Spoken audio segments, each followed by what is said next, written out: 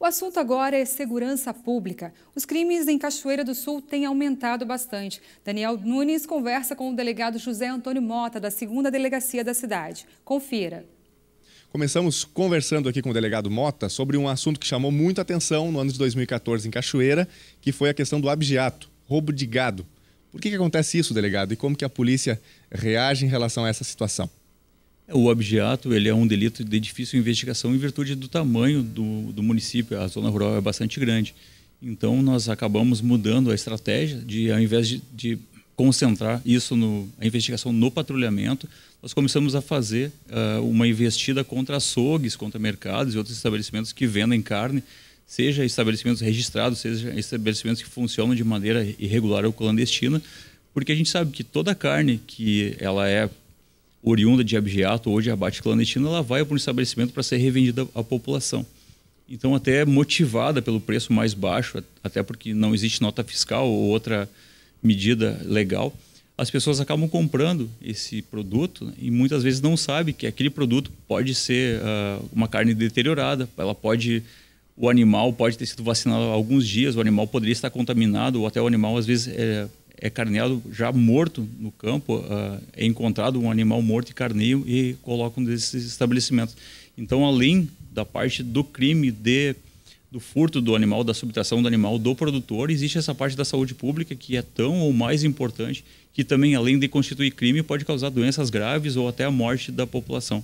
O foco principal é, digamos, na receptação ou no mercado, digamos, que existe para essa carne que é fruto de crime, por exemplo.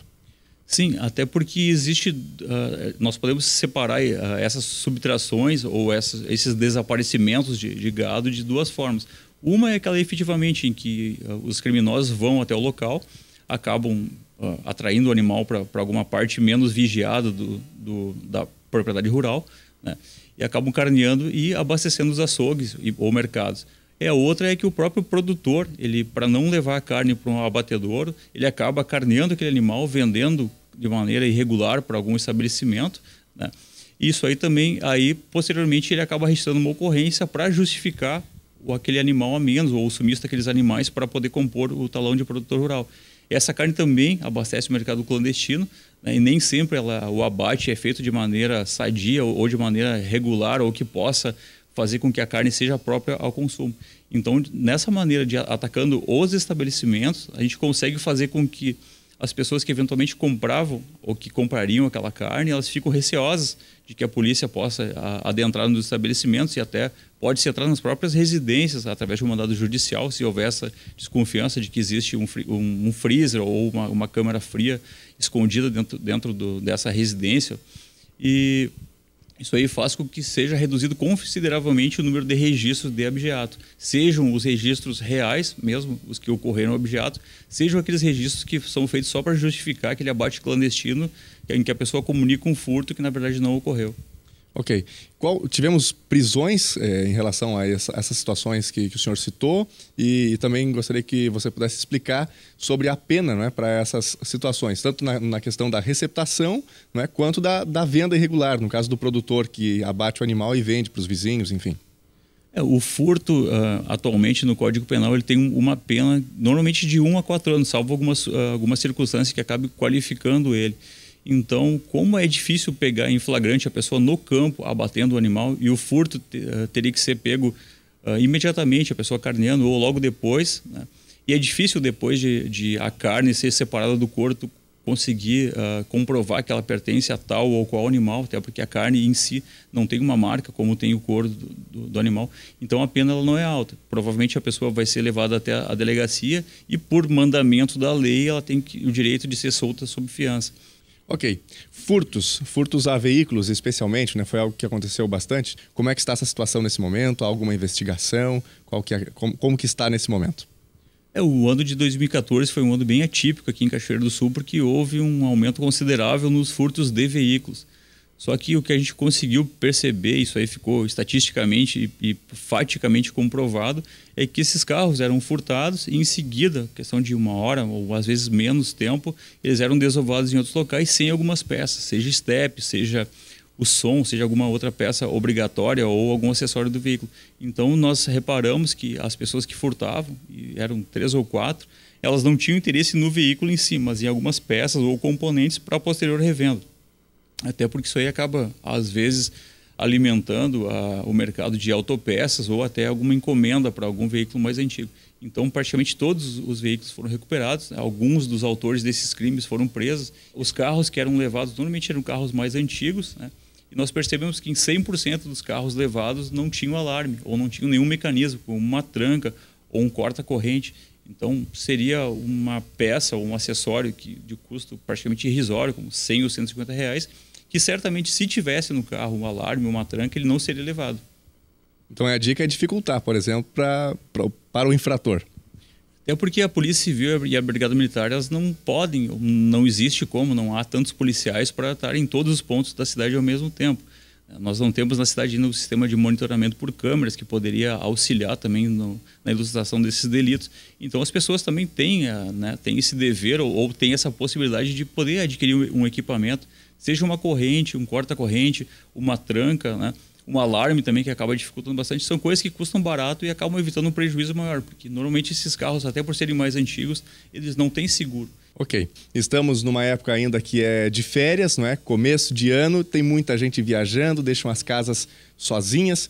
O que é possível fazer como medida, né, para evitar, quem sabe, a casa seja invadida ou aquela surpresa na volta para casa? Entra na casa, está faltando a geladeira, está faltando televisão ou alguma coisa que ficou numa área, quem sabe? O que dá para fazer? São fatos corriqueiros no verão em que as pessoas acabam saindo de casa, seja para férias, seja para visitar algum parente ou para fazer alguma comemoração, como naqueles primeiros dias do ano, de Natal ou Ano Novo, né? Então a gente sempre orienta as pessoas para que deixem um vizinho avisado que a pessoa vai viajar ou vai se ausentar por algum tempo, né? Só deixar uma luz acesa na frente da casa não adianta, até porque aquela luz vai passar o dia inteiro ligada e vai chamar mais atenção do que se fosse a casa sozinha. Então a pessoa pode investir, e também não são coisas caras, em um alarme para casa. Existem hoje sensores que detectam o movimento, então eles vão ligar a luz se alguma pessoa, se algum animal maior passar perto da casa, e evitar, então, alardear também, ou quando for viajar, evitar de carregar as malas para frente da casa, na calçada, né? Deixar alguém avisado e investir um pouquinho, até porque esses equipamentos eles não têm um custo muito alto e podem evitar um prejuízo maior. Hoje, uma televisão que seja levada ali, ela é um objeto caro, uma geladeira, outras coisas. Não existe, normalmente, a subtração de muitas coisas, que eles limparam a casa, a não ser em propriedades rurais que, até por distarem muito uma das outras, então facilita o furto. Na cidade não tem ocorrido isso, né? Mas nunca é demais a pessoa se precaver e tomar alguma atitude que possa evitar ou minimizar a possibilidade de dano ou de prejuízo para ela. Ok. E uma curiosidade aqui, antes da gente encerrar nossa entrevista, o delegado me falava antes que em dias de chuva, por exemplo, as ocorrências, o número é bem menor. Quer dizer, os infratores, eles são, digamos, intimidados por conta da chuva. Não sei se, como diz o ditado, se eles são feitos de açúcar e derretem, né? Ou se é o caso de as pessoas permanecerem mais em casa. Então, algo que a gente repara nos finais de semana, em que sempre tem um delegado que fica de plantão. Aqui em Cachoeira do Sul nós não temos um sistema de plantonistas de um delegado por dia, né? Então a gente acaba se revezando. Então a gente vê que nos finais de semana em que houve chuva ou o tempo não estava bom, na segunda-feira diminuem bastante os registros, tanto porque as pessoas às vezes não conseguem se deslocar de fora para registrar, ou aquela precipitação acaba molhando as pessoas e elas não vão na delegacia. Mas a gente vê que nos dias seguintes também as ocorrências referentes ao final de semana diminuem, porque o pessoal acaba não saindo de casa, acaba ficando mais em casa, né? Isso aí dificulta a ação dos criminosos que acabam não entrando nas casas porque vem em movimento. Ok, muito obrigado, delegado. Conversamos com José Antônio Mota, ele que é titular da 2ª Delegacia de Polícia da Zona Norte de Cachoeira do Sul. Obrigada, Daniel. Ou é chuva sem energia, ou então ladrão em casa. Aí a gente escolhe, né? Bom, gente, a educação das nossas crianças é primordial para formarmos cidadãos saudáveis para essa sociedade em que vivemos. Mas a correria atrapalha um pouquinho nesse processo e muitos de nós delegamos à escola a missão da educação. Mas, afinal, quem deve educar?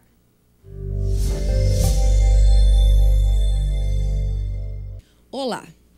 Num processo onde somos agentes ou sujeitos, como o da educação, não temos como nos eximir da responsabilidade.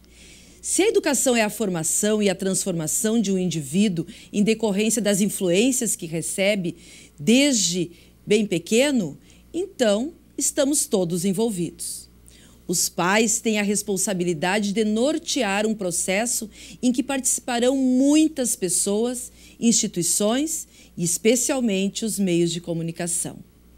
Os pais decidirão a língua que a criança vai falar, os alimentos aos quais ela vai se habituar e a rotina que ela vai adotar.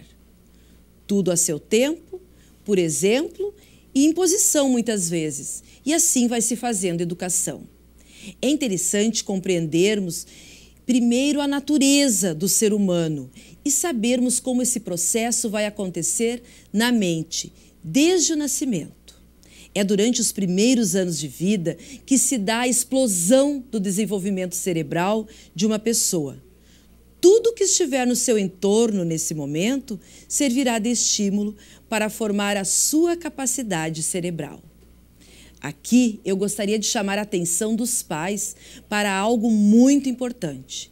Você é o adulto do processo e você é quem vai definir as primeiras gravações na identidade cerebral dessa criança. A carga genética e os primeiros estímulos cerebrais determinarão hábitos e posterior seleção para os novos conhecimentos. Por isso, pais, ofereçam aos seus filhos oportunidades que possam fazer trabalhar as mais variadas regiões do cérebro. Brincadeiras ao ar livre, brincadeiras com materiais de montagem.